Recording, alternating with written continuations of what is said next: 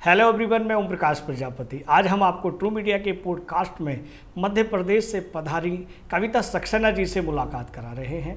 कविता सक्सेना जी के जीवन में बहुत सारे उतार चढ़ाव आए, जीवन के अलावा साहित्यिक क्षेत्र में भी बहुत उतार चढ़ाव आए हैं और हमारे दर्शक कविता सक्सेना जी आपको सुनने के लिए बेताब हैं, आपको जानने के लिए बेताब हैं। आपका ट्रू मीडिया के पॉडकास्ट में हार्दिक अभिनंदन है। बहुत बहुत धन्यवाद सर। सबसे पहले मैं ट्रू मीडिया और सर आपको बहुत बहुत धन्यवाद देती हूँ कि आपने मुझे आज अपने मन की बात कहने के लिए आमंत्रित किया है। जी, बहुत शुक्रिया और बहुत आपका हार्दिक अभिनंदन है। जी। और हम प्रश्नों की ओर चलते हैं, जैसा कि हमारी परंपरा है पॉडकास्ट की। पहला प्रश्न है हमारा कि आपके भीतर एक लेखक, एक साहित्य प्रेमी या साहित्यकार कब आपको महसूस हुआ, किस उम्र में महसूस हुआ, हमारे दर्शकों को बताएं। जी, तो सर यह जो लेखन है, यहाँ मैं सबसे पहले कहूँगी कि हम लोगों का एक छोटा सा कस्बा है जी, राजगढ़ जिले का पचोर शहर जी, और वहाँ बहुत ही भव्य कवि सम्मेलन के आयोजन हुआ करते थे जी। उस जमाने में जब हम बहुत छोटे थे जी, और पहली बार पापा के साथ में वहाँ कवि सम्मेलन देखने गई जी, और वहाँ पर मैंने एक भीड़ में एक अलग ही उत्साह देखा और एक कवि के लिए बेहद उत्साह और सम्मान देखा। और वो वे कवि थे परम आदरणीय गोपाल दास नीरज जी, जो उस समय आए हुए थे वहाँ पर। और मैंने एक क्रेज देखा, पब्लिक को बहुत पागल होते देखा उन्हें सुनने के लिए।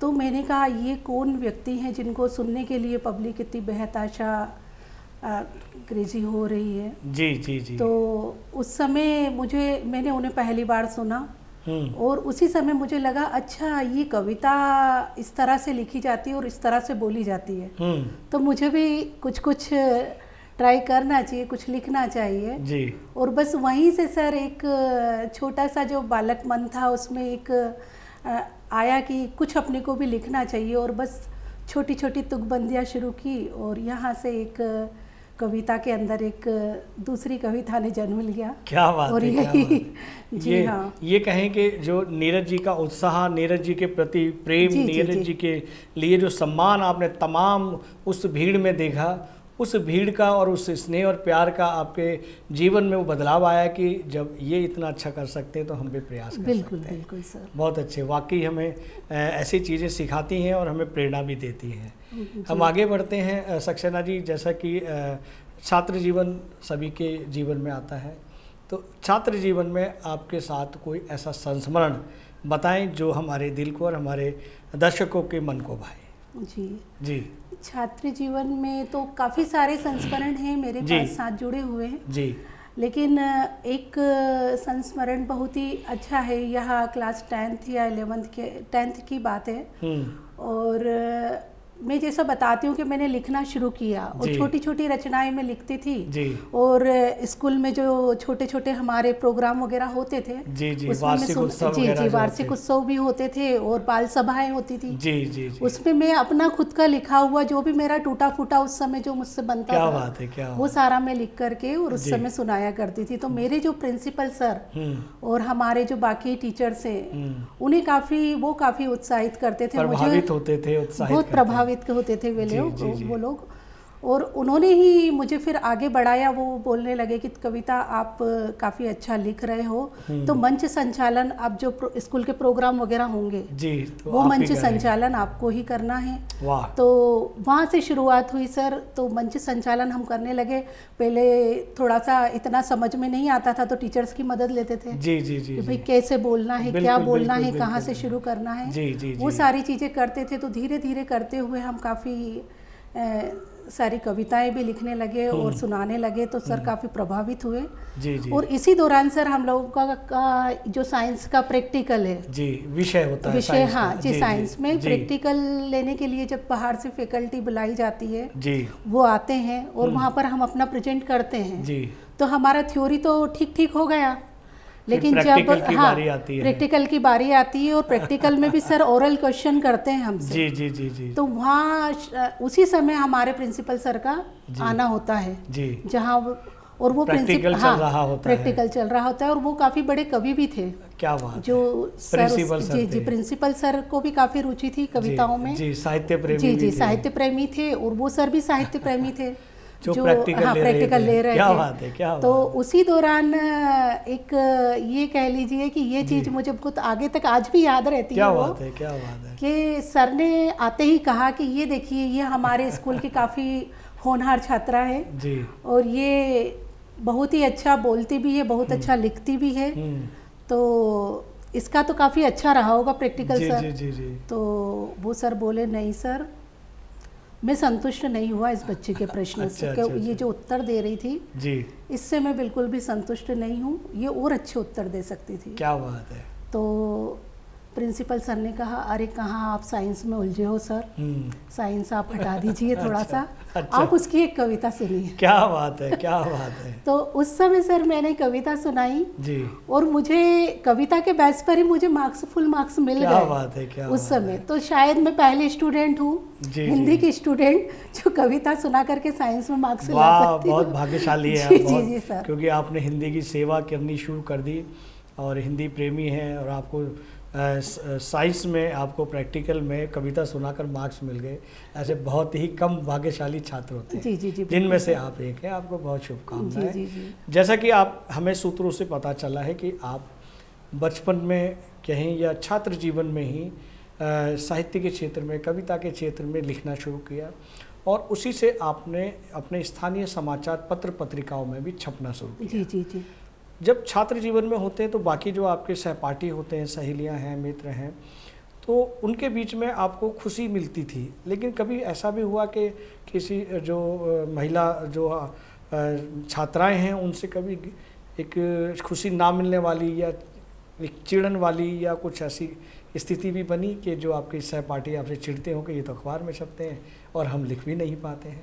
ऐसा कभी मंजर बना आपके बीच में? नहीं सर, ऐसा मंजर नहीं बना जी। उस समय स्थिति अलग थी सर। उस समय जो माहौल बना हुआ था, जो दोस्त थे वो वे भी एक दूसरे का सम्मान करते थे। जो टीचर थे वे छात्रों का सम्मान करते थे, छात्र टीचर का सम्मान करते थे। तो वे सभी हमारी इस कला का फायदा उठाना चाहते थे। अच्छा। वो चाहते थे कि ये जब हमारी दोस्त काफ़ी सहेली काफ़ी अच्छा लिख रही है तो अपन इसका कहाँ पर प्रयोग किया जाए। क्या बात तो है, वो कुछ भी हमें कहीं पर जैसे ग्रीटिंग कार्ड्स देने होते थे किसी को, तो वो छोटी छोटी लाइनें हमसे लिखवाना लाइनों को वो यूज कर लेते थे, बिल्कुल प्रयोग बिल्कुल कर लेते हाँ थे। बिल्कुल वाह, बिल्कुल वाह, वाह, वाह। बिल्कुल। और हम लोगों को जैसे स्कूल में हमको प्रोग्राम करने होते थे, सांस्कृतिक आयोजन होते थे, तो सर हमने जब हम 10th क्लास में थे तो अपनी सहेलियों को मिला करके हमने एक कवि सम्मेलन का आयोजन किया। क्या बात है, क्या हम सभी छोटे छोटे कवि और बड़े बड़े कवि सम्मेलन। जी जी जी, उसको कवि सम्मेलन नाम दिया हमने। और हमने उसमें काफ़ी जो बड़े बड़े कवि थे उनकी कविताएं चुरा करके और उन्हीं की स्टाइल में बोलना, नहीं हम वही बन गए। अच्छा अच्छा। कि हम ये जैसे हमें मिला सुरेंद्र शर्मा जी, जी जी, तो हम उनको दूरदर्शन जी हास्य व्यंग्यकार काफ़ी नाम था उस समय उनका, और उन्हें हम दूरदर्शन पर सुनते थे। तो जब हमें उनको देखा तो हम मंच पर वही बन गए और उन्हीं की तरह से ही हम बोलने लगे। वो जिससे उनका डायलॉग था ना, 4 लाइनें सुनाई दिया हूँ, तो वो इस तरह से हम लोग शुरू हो गए। आपको उनकी कुछ 4 लाइनें अभी याद हैं? जी 4 लाइन, हाँ उस समय जो उन्होंने 4 लाइन सुनाई थी जी, तो सर ने उस समय सुनाया था, दूरदर्शन पर हम सुन रहे थे उनको जी। और उस प्रोग्राम में अशोक चक्रधर जी थे और काफ़ी बड़े बड़े नाम थे जो उनके आसपास बैठे हुए थे। तब सुरेंद्र शर्मा जी सुना रहे थे, उनका निराला अंदाज था जिसमें वो हंसते बिल्कुल नहीं है। जी जी जी जी। और वहाँ पर वो बोल रहे थे कि पहले कवि सम्मेलनों में ऐसा होता था कि 4-5 कवि और कवित्री बस एक ही रखते थे। जी जी। तो सुरेंद्र शर्मा सर ने उसी पर लेकर के बोला अशोक जी को कि अशोक जी, ये इतने सारे कवियाण के बीच में यह कवित्री तन्ने कसी लागे। हरियाणवी भाषा में। बिल्कुल। तो मैं बोलियो कि अशोक जी, मन ने तो यहाँ खटारान के बीच में मारुति सी लागे। तो इस तरह से सर हम जी, हाँ इस तरह पूरी से प्रस्तुति दिया करते थे। बिल्कुल बिल्कुल, इस तरह से प्रस्तुति हम दिया करते थे। बहुत अच्छे, बहुत अच्छे। सक्सेना जी, हम आगे बढ़ते हैं। जैसा कि हम जानते हैं कि आपने हिंदी में MA किया है जी। तो हम चाहेंगे कि आप हमारे दर्शकों को हिंदी में अपनी कोई रचना हमारे दर्शकों को सुनाएं। जी जी जी। हिंदी में भी हाल ही में लिखी हुई सर मेरी एक रचना काफ़ी सराही जा रही है। जी। वो रचना मैंने लिखी है जी, स्वागत कि है। जैसे आजकल क्या हो गया है कि घर में पति और पत्नी दोनों ही रह गए हैं, क्योंकि बच्चे तो या तो पढ़ाई के सिलसिले में या नौकरी के सिलसिले में बाहर हैं। जी। तो घर में बस पति पत्नी रह जाते हैं और दोनों ही एक दूसरे से बातें करते हैं और किस तरह से अपने बच्चों को याद करते हैं। जी जी जी। उसी पर मेरी एक रचना है, उसकी मैं 2-4 लाइनें सुनाती हूँ जी, आपको। स्वागत है, स्वागत। कि एक दूसरे को टोके, एक दूसरे को ताके, हो अब घर में रह गई है बस 2 ही जोड़ी आंखें। वाह। अब घर में रह गई है बस 2 ही जोड़ी आंखें। वाह वाह वाह। तो सर इसका एक बंद सुना देती हूँ मैं आपको। जी जी जी। क्योंकि जब बच्चे घर लौट करके आते हैं तो मम्मी पापा ये नहीं देखते कि होली पे अपने को ये मिठाई बनानी है, जी जी जी, दिवाली पर ये बनाती। जब बच्चे आते हैं तब त्योहार हो जाते हैं, दिवाली बन जाती है। बिल्कुल बिल्कुल बिल्कुल।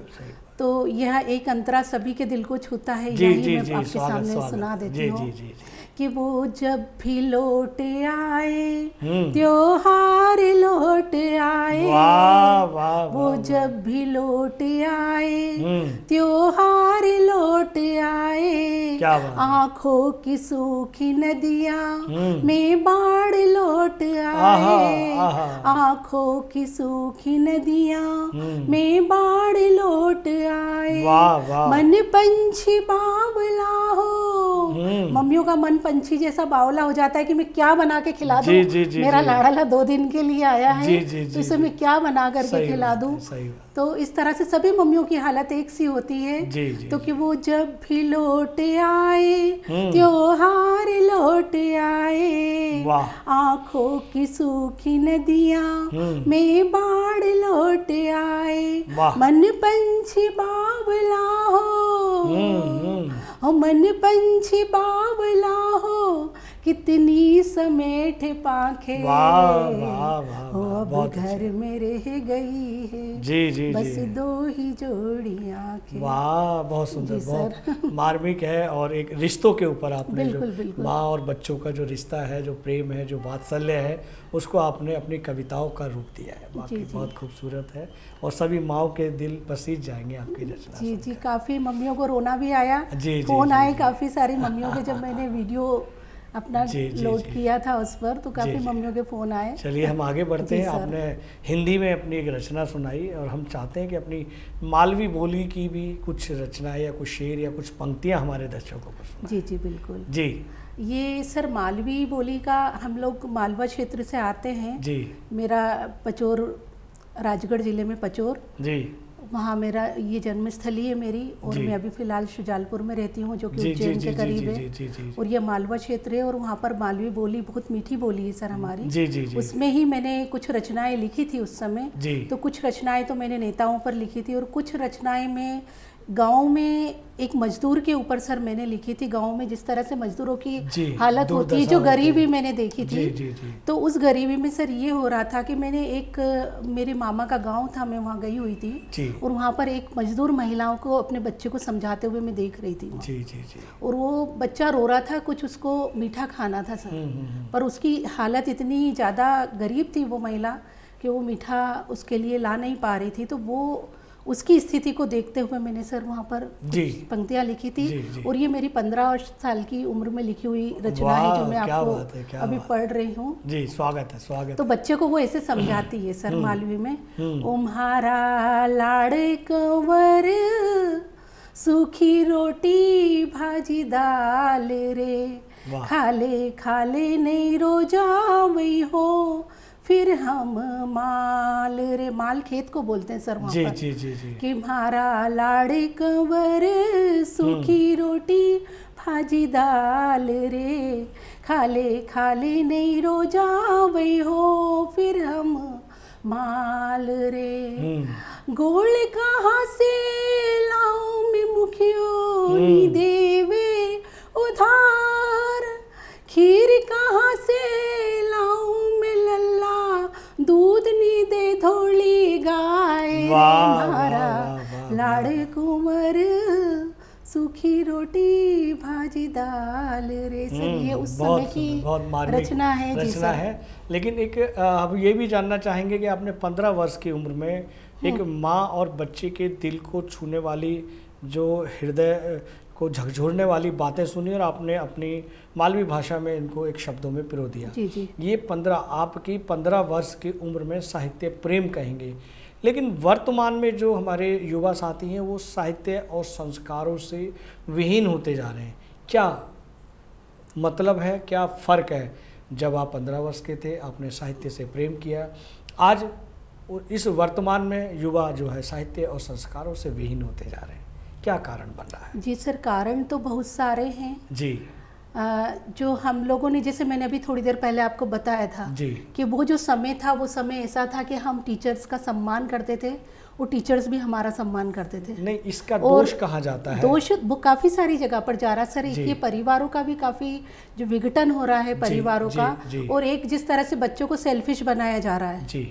और बच्चों को सारी सुविधाएं आज जो हाथ में दी जा रही है, जैसे जी। पहले था, पहले पेरेंट्स थोड़ी गरीबी भी देखते थे तो पेरेंट्स बच्चों को थोड़ा सा सिखाते थे सर ये चीज़ कि आपको थोड़ा सा अपने पैर थोड़ा सा मोड़ लीजिएगा। जी।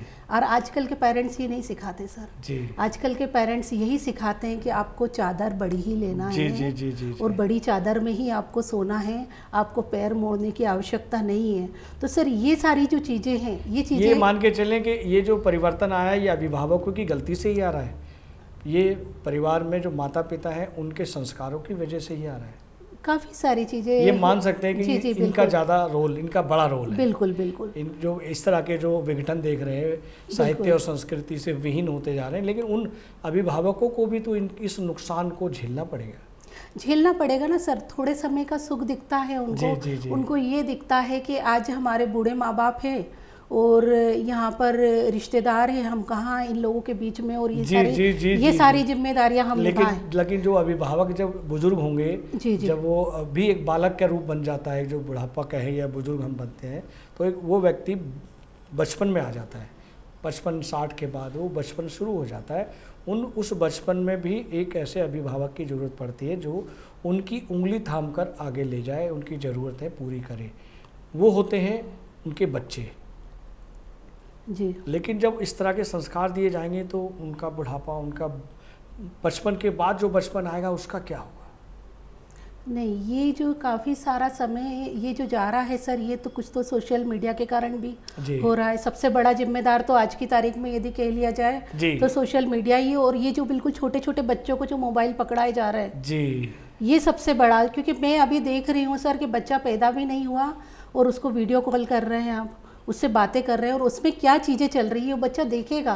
बिल्कुल तो देख करके ही तो वो सारी चीज़ें सीखेगा। बिल्कुल और सही है। एक अपना जब संयुक्त परिवार होता था तो संयुक्त परिवार में जब पिता अपने पिता से बात कर रहे होते थे तो बच्चे वो देखते थे बिल्कुल सही बात। कि मतलब अब पेरेंट्स से हमको किस तरह से परिवार बात में जो करना, घटनाएं, हाँ, बातचीत, किस वो तरह बच्चे से देखते हमको, हैं जी जी जी, और वही उसको धारण करते हैं, उसी बिल्कुल को पालन बिल्कुल, करते जी हैं। जी जी। बिल्कुल। तो वो सारी चीज़ें वो बच्चे देखते थे, सीखते थे जी।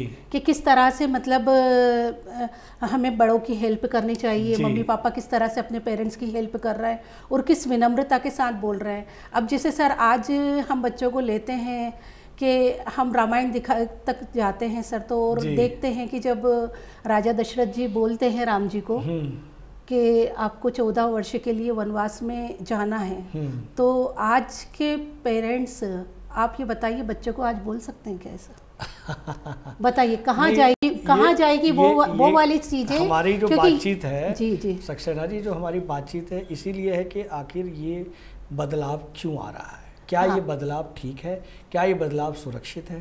बिल्कुल बिल्कुल भी सुरक्षित नहीं है सर ये बदलाव। हमें इसको सुधारने के लिए काफ़ी सारे प्रयास करने होंगे।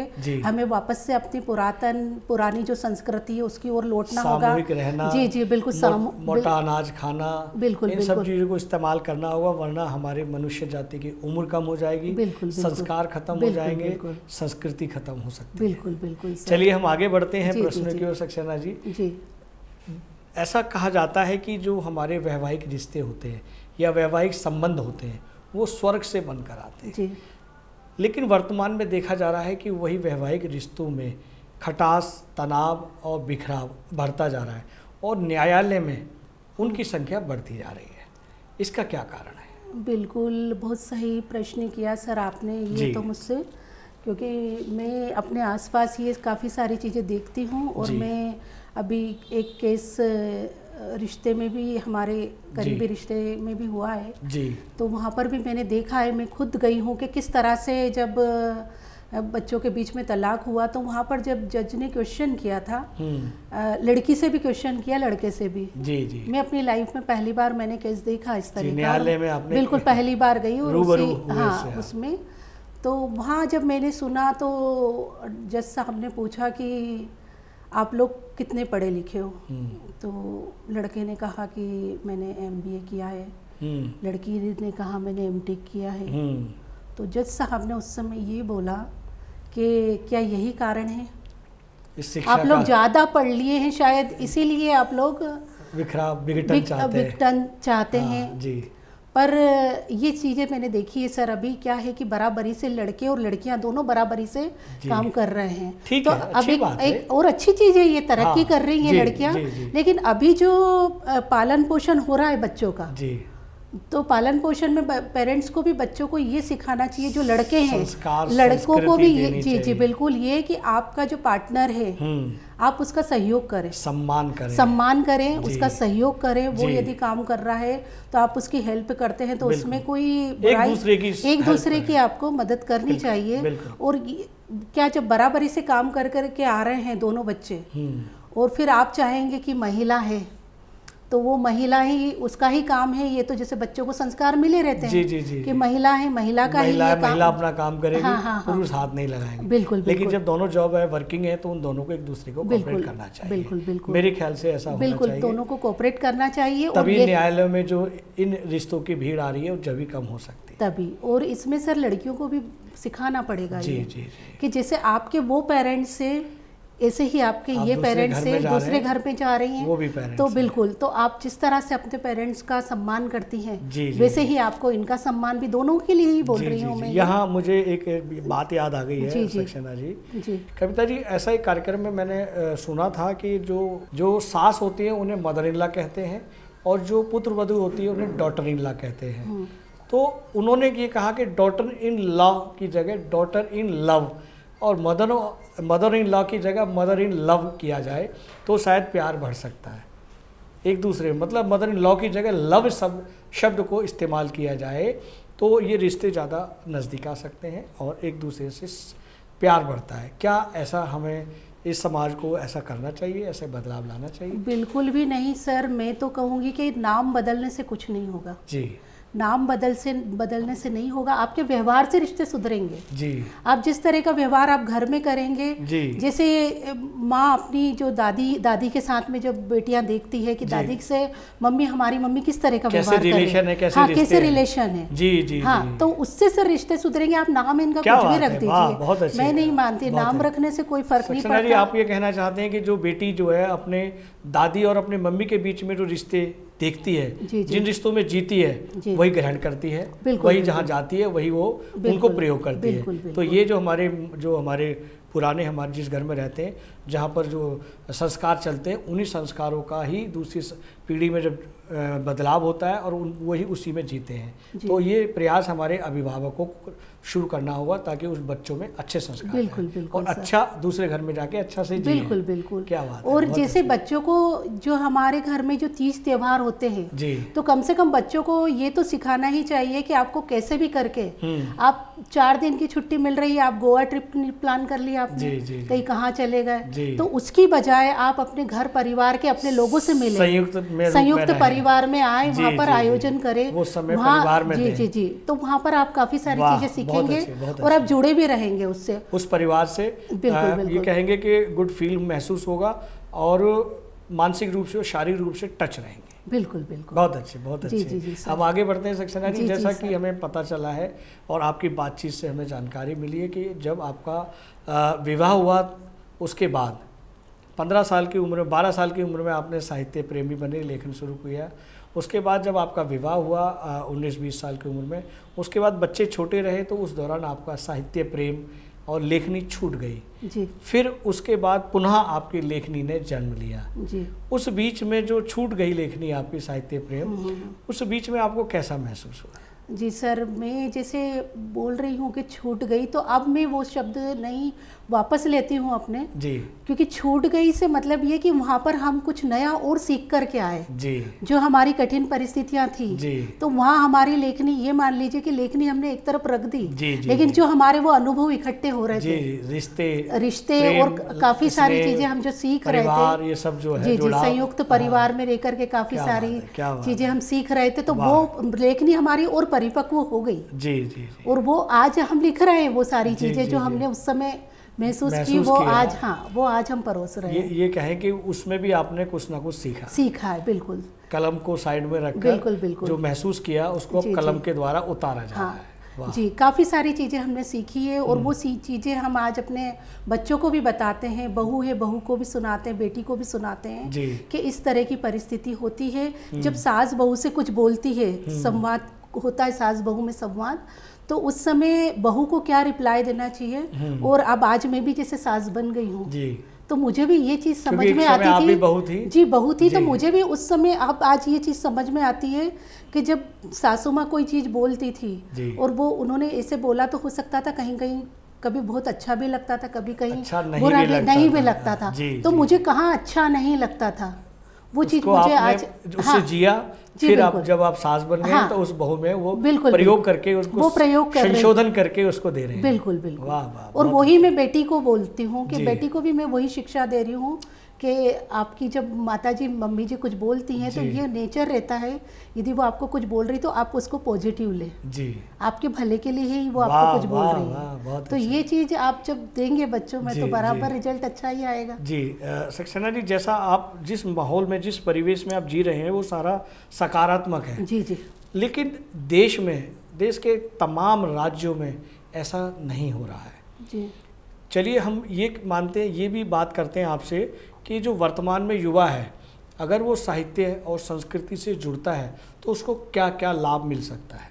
जी, लाभ तो काफ़ी सारा मिलेगा जी, क्योंकि देखिए एक साहित्यकार क्या समाज को आईना दिखाता है। जी जी, और हम जो देखते हैं वही हम लोग लिखते हैं जी, और अपने जैसे जैसे लेखनी या परिपक्व होती जाती है, आपके अनुभवों से लेखनी परिपक्व होती है। लोग कहते हैं, मुझे बोलते हैं, काफ़ी सारे लोगों को मैंने कहते सुना, हमारी इतनी किताबें आ गई, हमने इतना लिख डाला, इतना, वो चीज़ों से मुझे लगता है लेखनी परिपक्व नहीं होगी। हम ये कहेंगे कि लेखनी से क्या परिवर्तन आया, किसी एक व्यक्ति में या अनेक व्यक्ति में कितने परिवर्तन आए, तो वही प्रश्न युवाओं के लिए है। बिल्कुल वही प्रश्न युवाओं के लिए है कि आप जब युवा थे और आपने उस समय के जो आपके अनुभव और आज का जो बदलाव है उसमें आपको एक सामंजस्य बिठाना है, क्योंकि आप ऐसा तो है नहीं कि छोटी जगह पर बच्चों को रख करके बैठ जाओगे। जी जी, उनकी तरक्की भी जरूरी है। बिल्कुल सही। देश की तरक्की भी युवाओं से ही है। बिल्कुल। तो उनको छूट तो आपको देनी है जी, लेकिन उनको छूट देने के साथ में आपको हमारी जो शिक्षा है,